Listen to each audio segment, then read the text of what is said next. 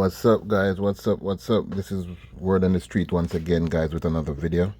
And I must say, as always, guys, thanks for holding it down for me. Thanks for tuning in on my videos, and keep on watching and commenting and all of that good stuff. And let me just let you guys know appreciative I am for you for having you, and for you to take time out of your busy schedule to join me on yet another video. All right. And you know it's been a good ride, guys, and I trust that all of you guys had a wonderful holiday. And let me wish all of you happy new year, all the best for the new year, and hope all your wishes come true, or everything that you have dreamed of and wanted come true. All right. Okay, so I have a video, guys, that I came across, and I wanted to just bring it to you guys, because I'm sure, just like myself, I had never heard about this case before, right? So this one is about a LA model that was found dead in her in her LA apartment.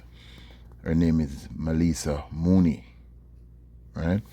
And guys, it's such a sad case, because she was found and in her own apartment, stuffed in her own refrigerator.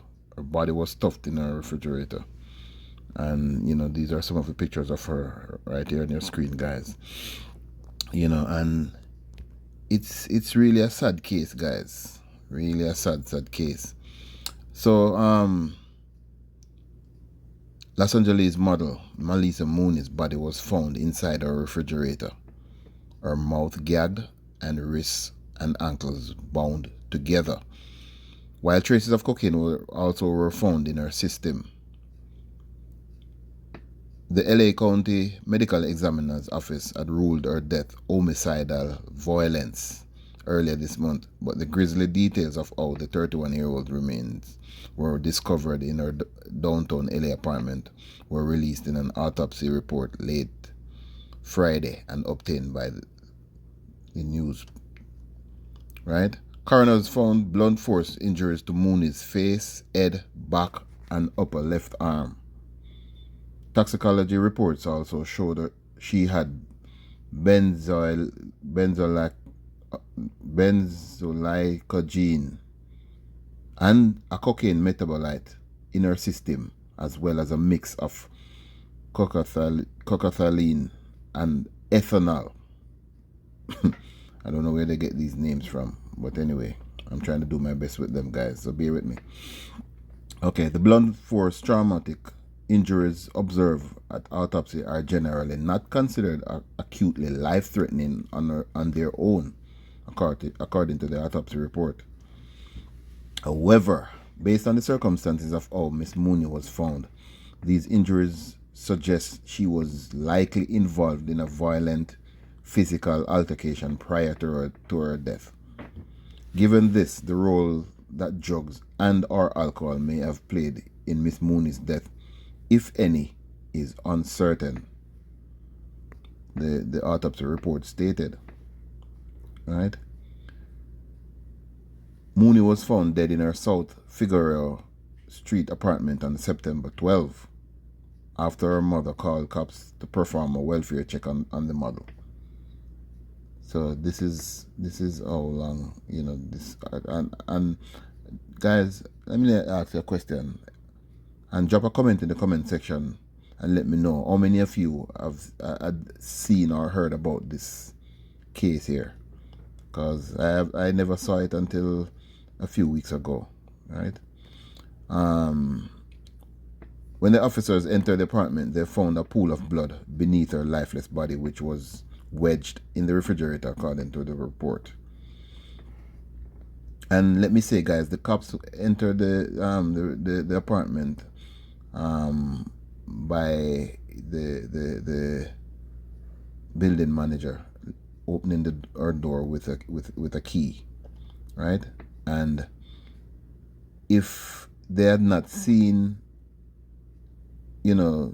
some stuff that was, that would have normally been kept in a refrigerator, they wouldn't even have opened the refrigerator to find and to find her body.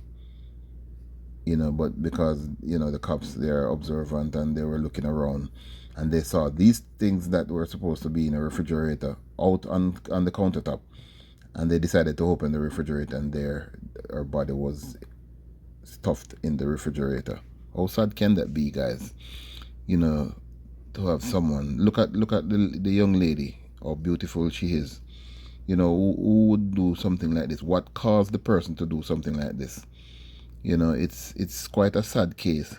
And to top it off, a couple of these pictures, guys, like this one here, the picture on the right is of another LA model. Her name is Nicole Coates, and she was found like 2 weeks before Melissa Mooney's body was found, right? And her also, she was found in her LA apartment, and the LA medical examiner ruled her death as cocaine and ethanol toxicity, deemed accidental overdose. But even though the case is still open, guys, so because the family is hell-bent on thinking that their loved one was not, or death wasn't a cause from overdose. So because we all know things can happen and people kill people and put things in their system to make it look a certain type of way when it's not even like that. So I hope some more light is shed on these cases, because even the Melissa Mooney's case, it's still open, and there's not much update on it other than the blunt force trauma and all of that, right? Based on the blunt force injuries found on all over her body and the condition it was found, coroner officials deemed the manner of her death a homicide. There also is evidence that the model was strangled. Mooney's iCloud had an alert that indicated someone was using her devices, indicating to her family that her murderer was trying to pawn off her iPhone and MacBook.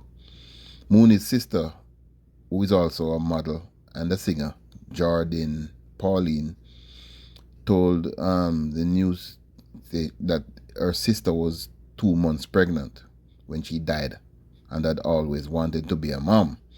Now, this is kind of a conflicting report, because the cops, are saying that that is not in the autopsy report. So they don't know why the family is saying that she was 2 months pregnant, because it would have been shown, or it would have come up in the autopsy report. So I don't know about that part, you know what I mean? But that's what the family says or said.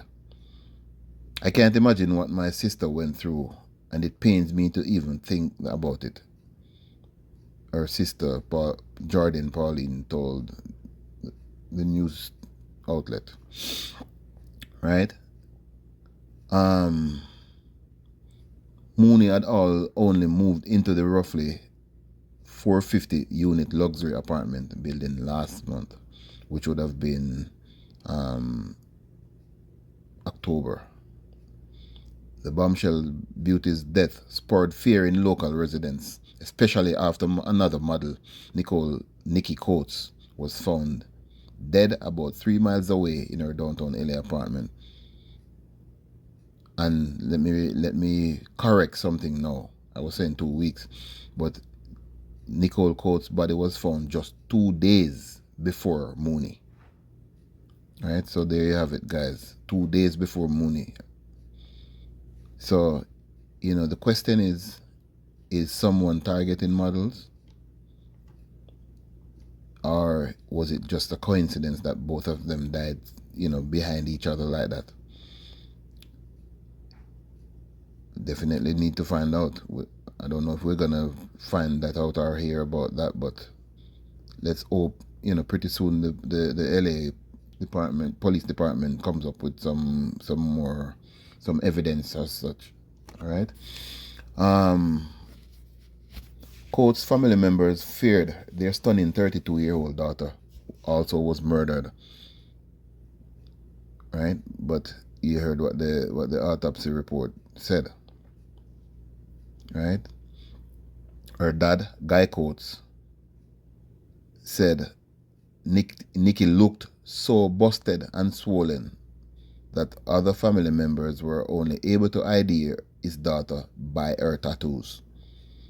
I mean, we all know that when a person dies, and especially like that person, who has drugs in their system, the body is gonna be swollen a little bit, and especially if the body wasn't found same time, like maybe a couple few days or whatever after, that is understandable. So that doesn't suggest anything. If there are bruises, then that's a different case.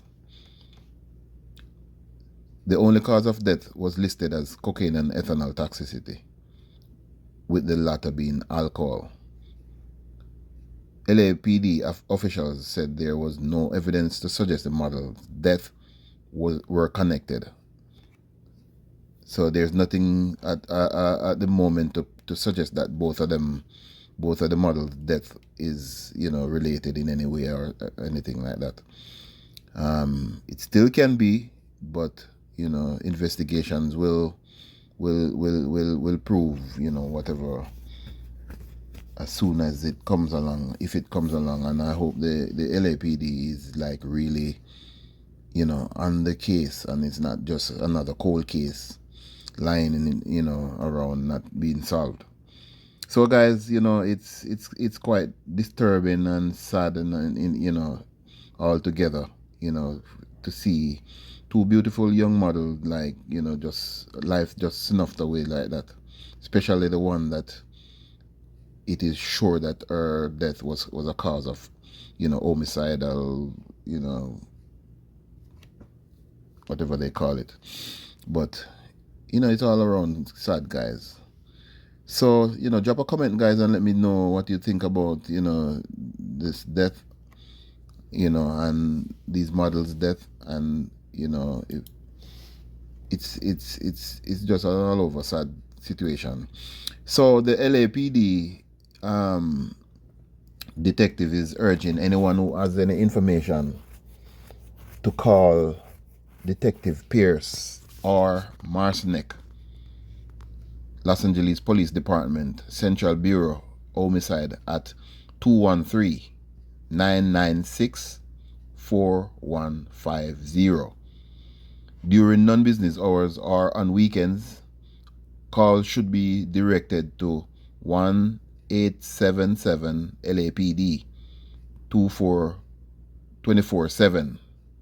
So that's 24 hours a day. You can call that 1-800 LAPD or 1-877-527-3247. Anyone wishing to remain anonymous should call the LA Regional Crime Stoppers at 1-800-222-TIPS. That's 1-800-222-8477. Or go directly to www.lacrimestoppers.org. All right, so let's hope someone saw something and do the necessary and give up the information. Oh, by the way, guys, I must also tell you this. A few days before her body was found, someone there was someone using her key fob to enter her apartment and bring in bags in the apartment. So that mystery person now is being sought by the police, to find out who they are, what was the purpose and of them going in and out of the apartment with her key fob, and how did they get a hold of her key fob. Was that person a friend helping her out, or could that person be the person that killed her? Because as it is said that she was still moving in, She was still in the process of moving in stuff, so it could just be a friend helping her to move in things, you know what I mean? But that mystery person is yet to be found or to be identified for that matter. You know, so let's keep our fingers crossed, guys, and keep them in our prayers, and let us keep the family in our prayers and wish them condolences, and may her soul rest in peace, guys. May her soul rest in peace. So thanks again, guys, for tuning in. Please remember to like the video, share the video, subscribe if you haven't already done so, and also hit the notification bell, guys. And for any reason some of you guys have been watching or coming across my videos and been watching them without subscribing, please just do the necessary, guys. It won't cost you a thing, and hit the notification bell so you get notified as soon as I drop a new video. All right, blessed love, everybody. Peace.